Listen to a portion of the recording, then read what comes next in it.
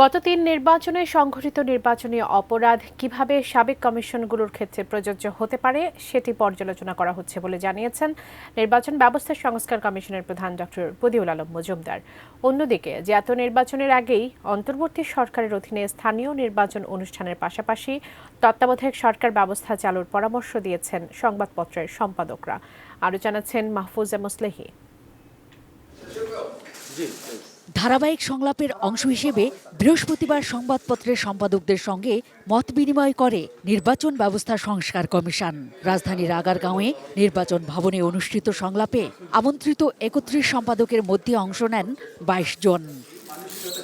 প্রায় ৩ ঘন্টা ধরে চলা বৈঠক শেষে কথা বলেন সম্পাদকরা। গণমাধ্যমের যে ভূমিকা প্রতিটি নির্বাচনে, বিশেষ করে স্থানীয় সরকার নির্বাচন এবং জাতীয় নির্বাচন, দুই ক্ষেত্রেই গণমাধ্যমের যে প্রবেশাধিকার সেটাকে নিশ্চিত করার জোর দিয়ে গুরুত্ব দেওয়া হয়েছে। টাকার খেলা বন্ধ করতে হলে রাষ্ট্রীয় খরচে নির্বাচনী প্রচারের ব্যবস্থা করতে হবে। নারী আসনের ব্যাপারে দুটি বিকল্প প্রস্তাব আমরা বলেছি। একটি হচ্ছে সরাসরি ভোট, ১০০ আসনে নারীরাই প্রার্থী হবেন, অথবা ১০০ যদি নারী আসন হয় তাহলে ৩টি আসন মিলে একটি নারী আসন হবে, যেখানে সরাসরি ভোট হবে, কোনো দল প্রতিনিধিত্ব দলীয় হবে না।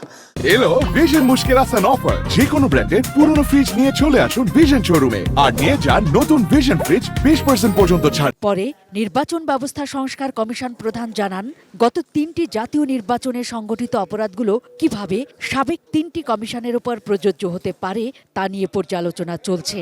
সাবেক 3 কমিশনের ব্যাপারে আমরা আলোচনা করেছি, নির্বাচনী অপরাধগুলো কিভাবে তাদের ক্ষেত্রে প্রযোজ্য হতে পারে, আর এটা যাতে ভবিষ্যতে না হয় সেটার বিষয়ে আমরা পর্যালোচনা করছি। স্থানীয় নির্বাচন পর্যবেক্ষকদের সঙ্গেও সভা করে সংস্কার কমিশন। এ সময় ভবিষ্যতের সুষ্ঠু নির্বাচনের স্বার্থে উঠে আসে নানা সুপারিশ।